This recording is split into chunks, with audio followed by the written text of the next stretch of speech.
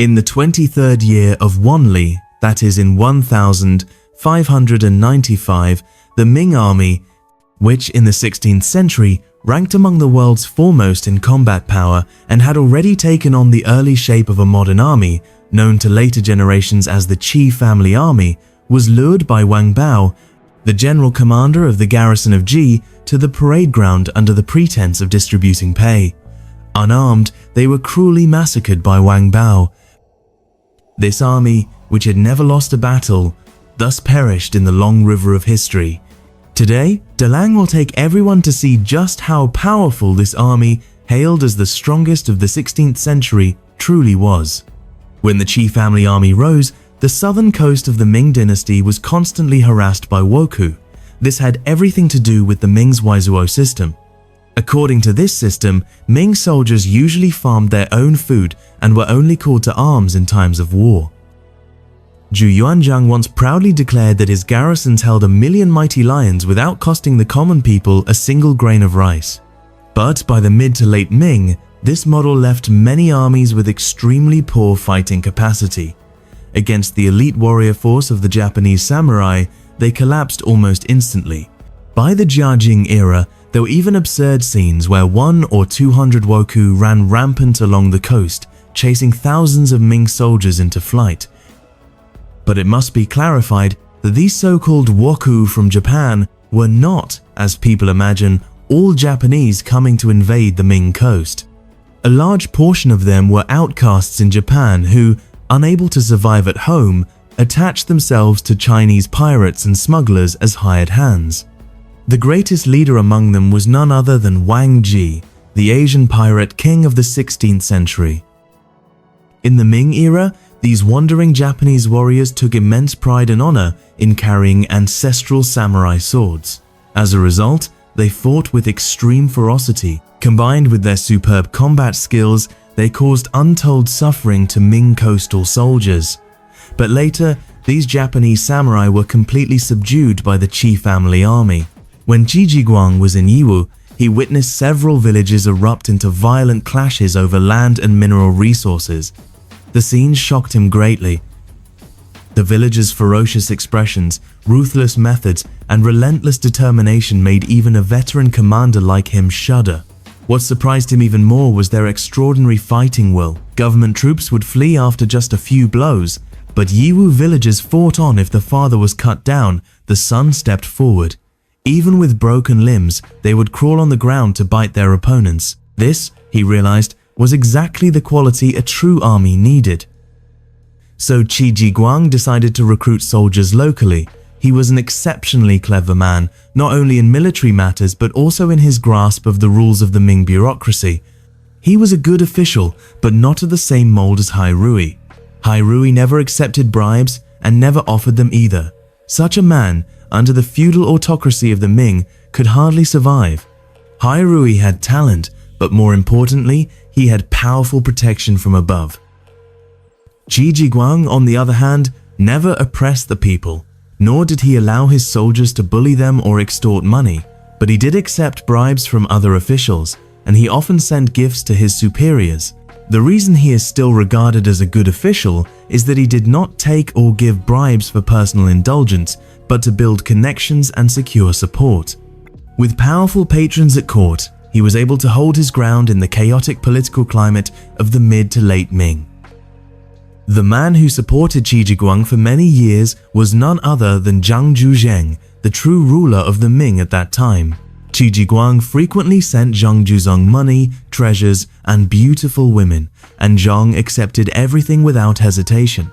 In the feudal era, such openness was precisely a sign of trust. It is said Zhang Zhuzheng never accepted anything from Li Changliang. Zhang Zhuzheng trusted Qi Jiguang, first because he did not stir up political trouble that would cause him inconvenience, and more importantly because of his military ability. With Qi Jiguang present, the wokou dared not run rampant, and the Ming frontiers could remain stable. In fact, there was factional competition within the Ming army as well. Disputes arose over which army received more budget allocations and which received less. But as long as Zhang Zhuzheng stood behind Qi Jiguang, No matter who complained against him, Zhang blocked them all. Those who slandered Qi Jiguang were, in truth, simply jealous that the court gave him more funding than them. The reason the Qi family army was so formidable lies in how Qi Jiguang trained his men. Everyone knows he invented specialized. The tactics and weapons used to deal with the wokou were Langxian and Yuanyang Zhen. But why did no one else think of this? Apart from the gap in military literacy and intelligence, the fundamental reason was that most Ming generals were just idlers in the capital, always thinking about how to make money. They did not care at all about the safety of the state or the lives of the people. When Qi Jiguang implemented his reforms, it was as if he had taken away the cake of many generals who were muddling along. Everyone came to be an official to get rich, but he came sincerely to serve the country. Did this not make them look utterly incompetent? Who would want to be compared with him? In the Ming dynasty, whether civil or military officials, most entered society for wealth. Even those with some real ability, like Li Chengliang, used their talents to find ways to enrich themselves. Some even deliberately kept the enemy alive in order to ask the court for more military funds, and in doing so accidentally nurtured Nahachi, but Qi Jiguang was different. He truly used the money for real purposes. The large budget allocated by the central government was all spent on the military, never pocketed for private gain like other generals. He clearly knew that empty promises were useless. If you wanted soldiers to risk their lives, you had to give them treatment worth dying for. At that time, generals were not allowed to privately raise soldiers' wages because this would be seen as winning over their loyalty. The emperor would worry that by doing this, you were plotting rebellion or treason. A Ming soldier's base annual salary was 10 taels of silver, which was about equal to a peasant's annual income. This standard could not be changed, but Qi Jiguang established a generous bonus system. For killing one wokou, the reward was 30 taels. This was equivalent to 3 years' base salary.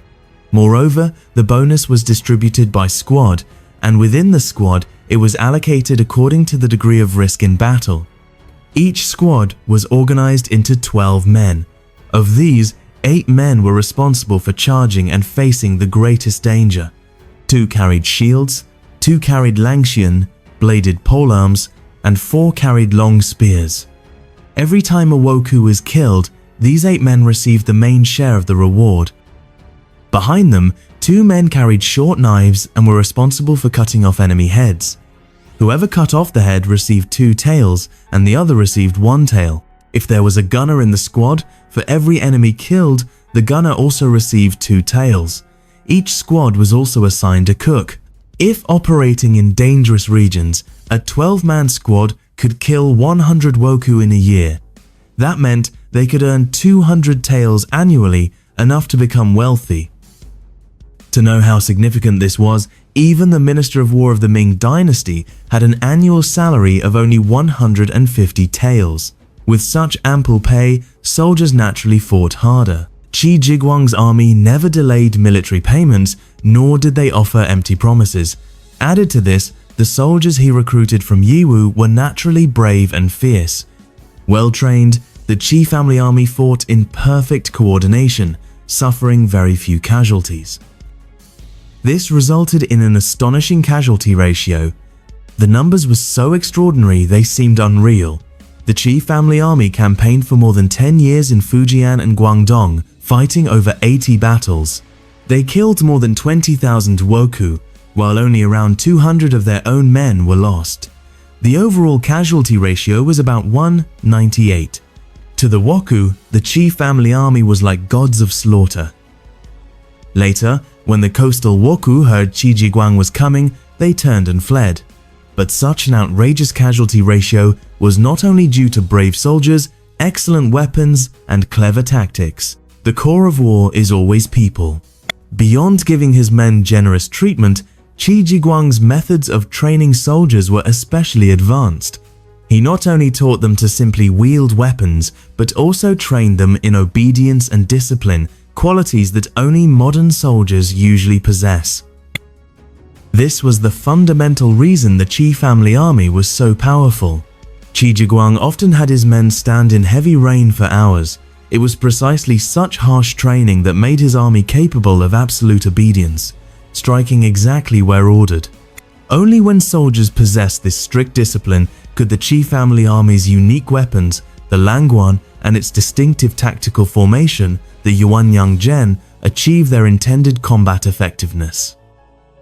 If replaced with undisciplined troops, even if they learned the formations and were equipped with the same weapons, they would not achieve the desired power. Strict training to enhance discipline and obedience, combined with the use of formations and weapons, strengthened combat power. This itself became a virtuous cycle in Qi Jiguang's military training. Thus, Qi Jiguang's understanding of warfare was truly ahead of its time. He also pushed his ability to adapt to local conditions and solve problems to the extreme. Every time he arrived in a new place, he first studied the specific local military problems, then devised solutions. This meant that he not only made breakthroughs in training and discipline, the software aspect of the army, but also in weapons and equipment, the hardware aspect. He produced many innovations. In his battles against the wokou along the southeast coast, he invented the Yuanyang Zhen formation and the hollow enemy tower Kongshin Delu fortifications. Later, when transferred north to resist nomadic tribes, he created the chariot camps specifically to counter cavalry, actually called battle chariot camps. It would be even more fitting to call it an ancient tank battalion, the war chariot battalion of Qi Jiguang. Every 4 men pushed a chariot, which carried horse stoppers and muskets.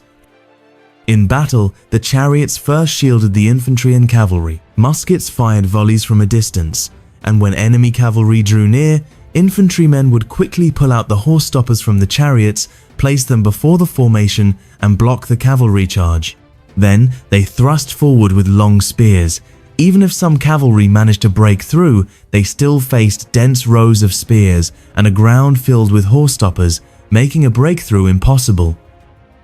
Once the enemy realized they could not break through and tried to retreat or shift positions, a new round of musket fire would strike their backs, and finally the Ming cavalry pursued the fleeing troops.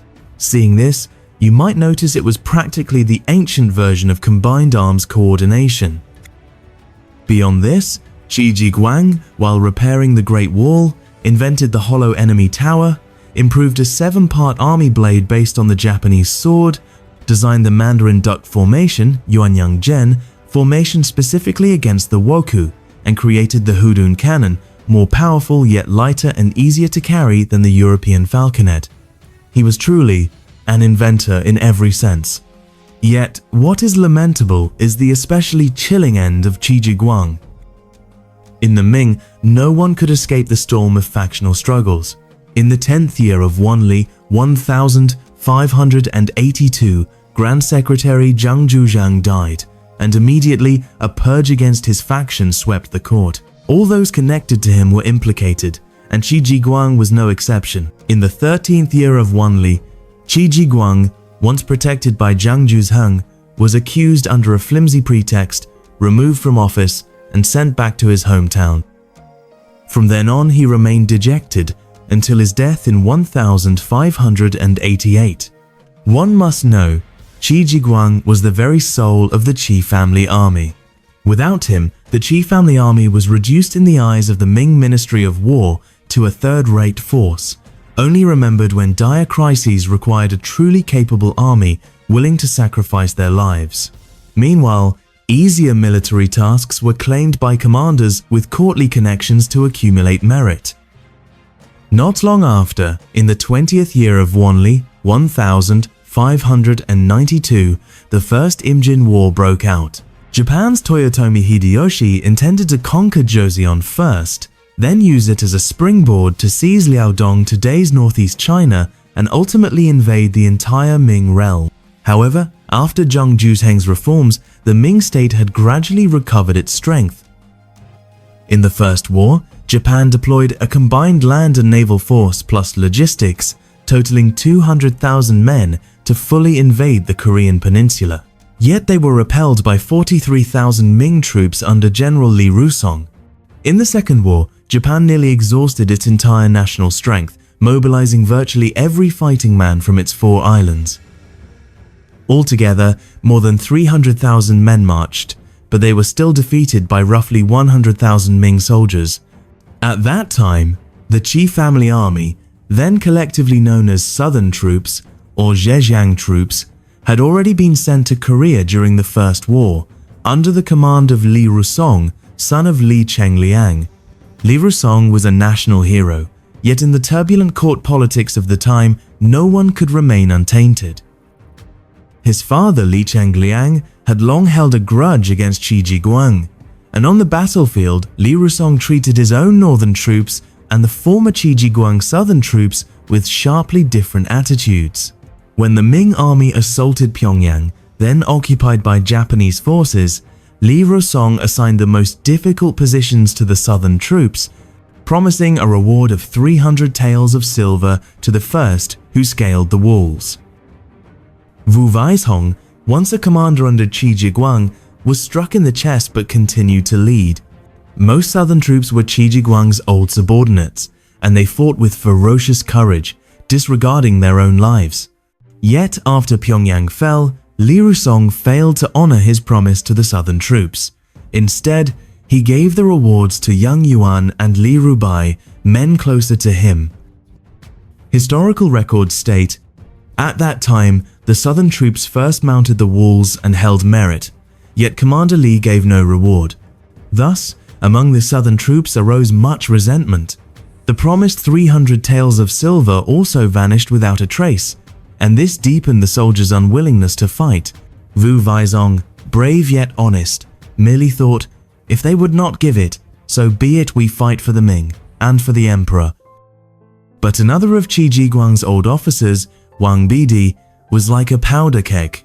Upon hearing of this, he confronted Li Rusong directly, angrily rebuking him in front of everyone.